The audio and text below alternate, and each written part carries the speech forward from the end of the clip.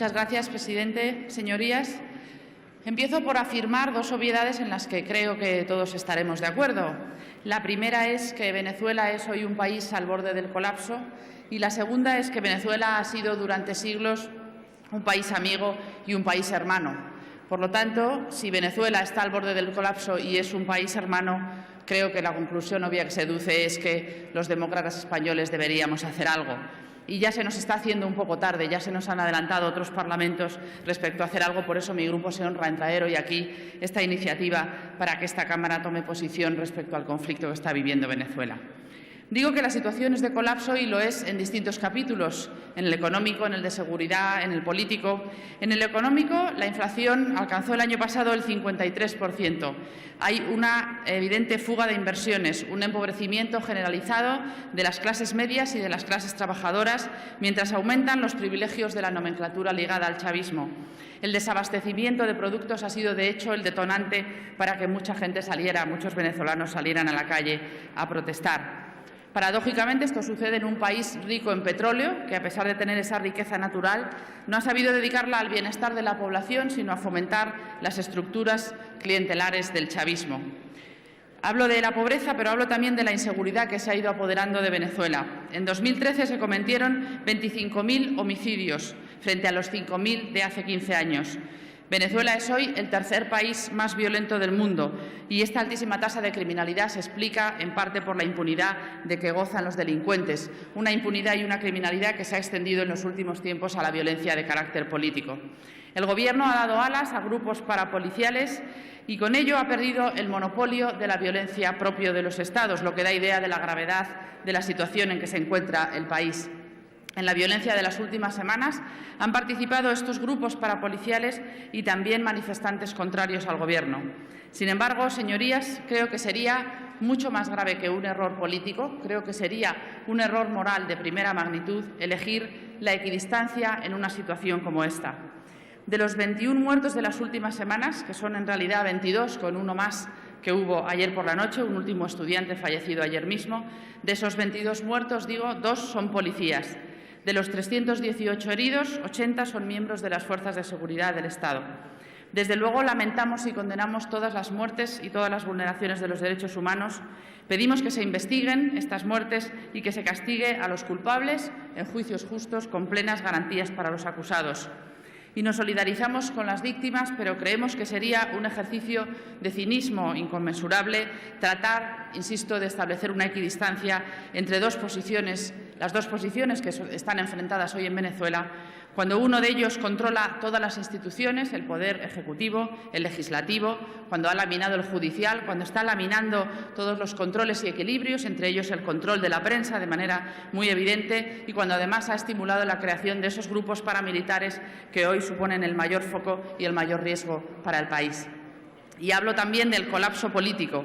De los 3 líderes de la oposición más destacados, uno de ellos está en la cárcel, Leopoldo López, y los otros 2, Enrique Capriles y Corina Machado, han discrepado sobre la necesidad o no de estas protestas callejeras, pero se han mostrado inequívocamente contrarios a la violencia. Por el contrario, el presidente del país, el señor Maduro, hizo una evidente alusión a instar a esos grupos parapoliciales a tomarse la venganza por su mano recientemente cuando afirmó, en relación a las hogueras y a las barricadas que hay en las calles en todo el país, candelita que se prenda, candelita que se apaga, con los métodos a los que ya nos tienen acostumbrados esos grupos parapoliciales. Creemos que nuestro Gobierno, y si no, desde luego este Parlamento, debe actuar en una crisis como esta.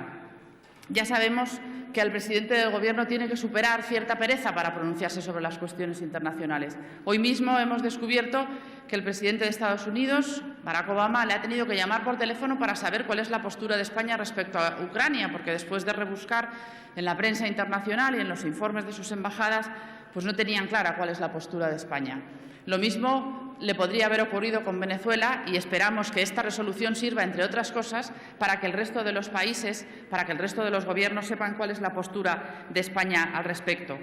A nosotros nos hace sentir cierto bochorno esta inhibición permanente de nuestro Gobierno en todos los conflictos del mundo, pero particularmente nos haría sentir un gran bochorno y un gran ridículo que tuviera que llamar al Gobierno el presidente Obama para interesarse por la posición de España respecto a Venezuela, insisto, un país con lazos históricos y emocionales evidentes con nuestro país.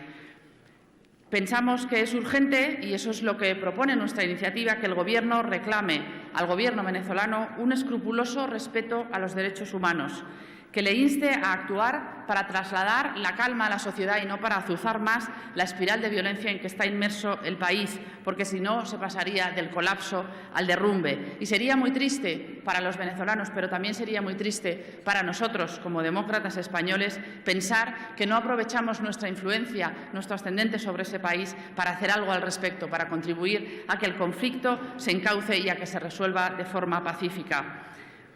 Esa es la visión generosa, la que tenemos y la que creemos que compartimos todos los grupos de esta Cámara, la que reclama para todos los ciudadanos del mundo los mismos derechos de que nosotros disfrutamos aquí.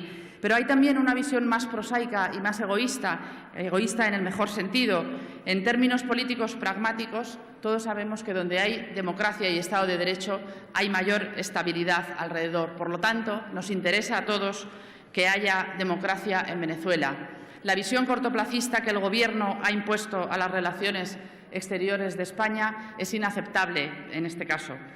Hipotecar los principios democráticos y la estabilidad de cualquier región del mundo a una venta masiva de armas o a un nuevo contrato para una de nuestras empresas sencillamente no es aceptable desde el punto de vista democrático. A corto plazo puede suponer una ventaja desde el punto de vista económico, pero mañana será un lastre y habremos hipotecado nuestra posición y nuestro prestigio internacional. Insisto, solo desde esta visión cortoplacista y provinciana se entiende la reacción del Gobierno.